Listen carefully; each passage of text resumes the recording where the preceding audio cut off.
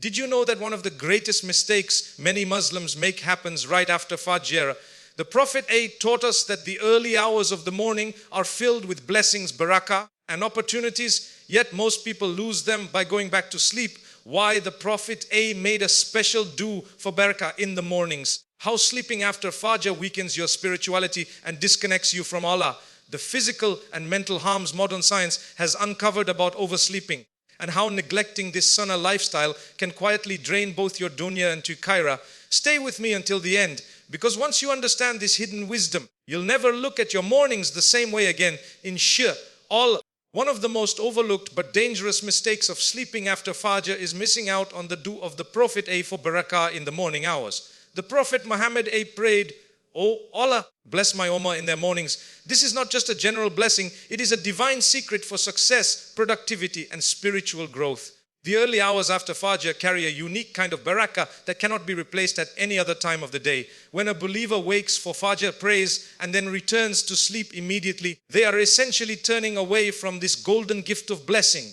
Instead of opening their day with light, clarity, and spiritual nourishment, they drown themselves back into heedlessness. The result is that they lose both spiritual benefits and worldly advantages that Allah has promised in these blessed hours. Spiritually, the time after Fajr is precious for reciting Quran, engaging in dhikr and making dua. The Quran mentions, indeed, the recitation of the Quran at dawn is ever witnessed. The Quran 1778.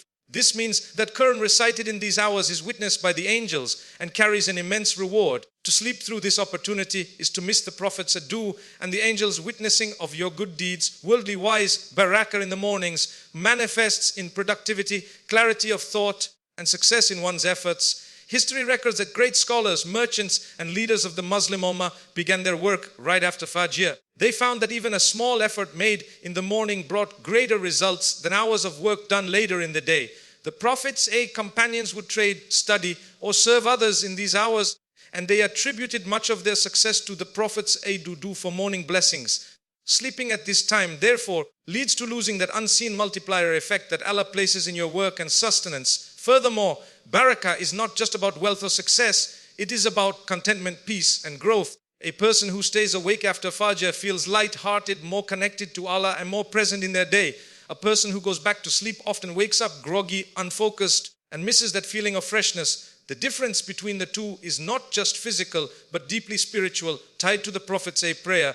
Many Muslims complain about lack of time, financial struggles, or spiritual emptiness. Yet one of the simplest remedies lies in honoring the dua of the Prophet by staying awake and using the morning wisely.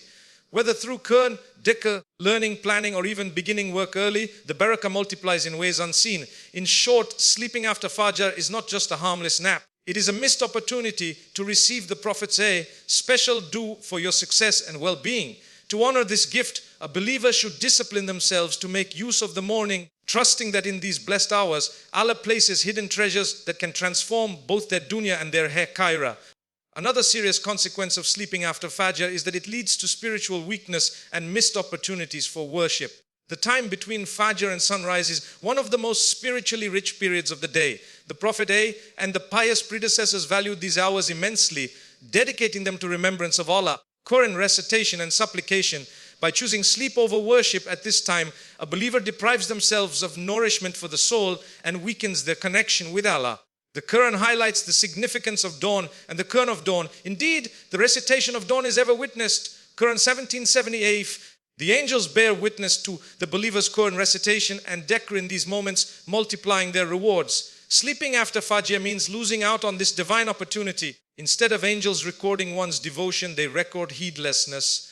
Over time, this repeated neglect builds a barrier between the heart and Allah's light, causing spiritual dullness and distance from the sweetness of faith. Moreover, the hours after Fajr are ideal for adhkar, remembrances, and dua.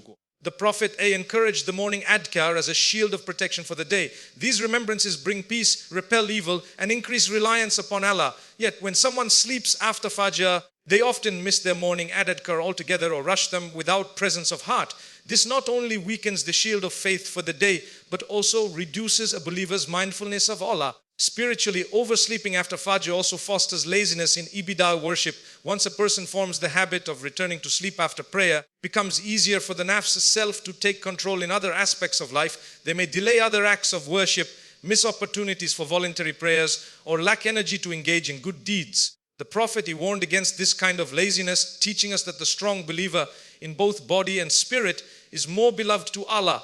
In addition, the time after Fajr carries a special reward for those who sit in remembrance until sunrise. The Prophet said that whoever prays Fajr in congregation and then remembers Allah until sunrise, followed by 2 units of prayer, will have the reward of a complete Hajj and Umrah's Termit Hasan.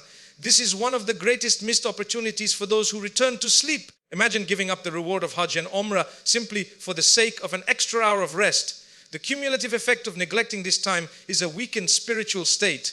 The believer may feel distant from Allah, struggle with concentration in prayer, or experience less tranquility in their heart. They may not immediately realize the impact, but gradually their faith feels heavy and the drive for worship declines. In contrast, those who stay awake after Fajr often testify to feeling spiritually uplifted, motivated, more conscious of Allah throughout the day. Their current recitation becomes more consistent, their dua more heartfelt, and their energy for good deeds stronger. Thus, sleeping after Fajr is not a small matter. It directly contributes to weakening the soul and missing acts of worship that are doors to Allah's mercy. A wise believer values this time, using it as fuel for their men rather than wasting it on heedless rest. Sleeping after Fajr is often seen as a harmless nap, but in reality, it can bring negative physical and mental effects that impact a person's daily life energy and overall well-being. Islam encourages balance in sleep and wakefulness, and when this balance is ignored, the body and mind both suffer.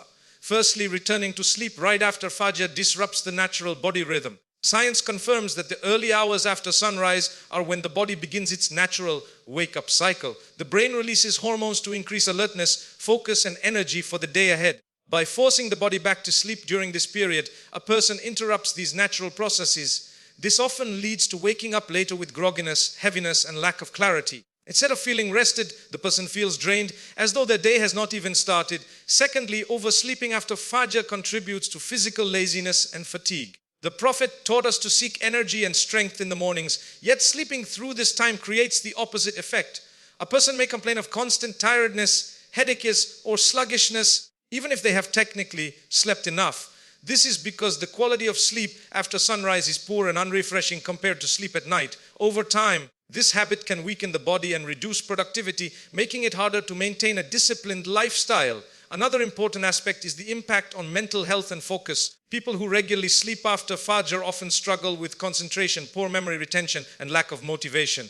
Instead of starting the day with Quran, dhikr, or purposeful activity, they waste valuable hours in bed.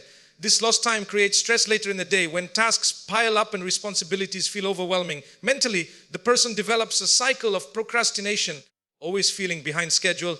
The weight of wasted time can also lead to feelings of guilt and spiritual unease. Additionally, excessive morning sleep has been linked to negative moods and emotional imbalance. The early hours of the day are designed by Allah to bring peace, freshness, and optimism. Those who rise early often feel calm and positive. On the other hand, those who oversleep may feel anxious, irritable, or low in mood. This is not only due to physical factors, but also because the soul misses the tranquility that comes from starting the day with Allah's remembrance.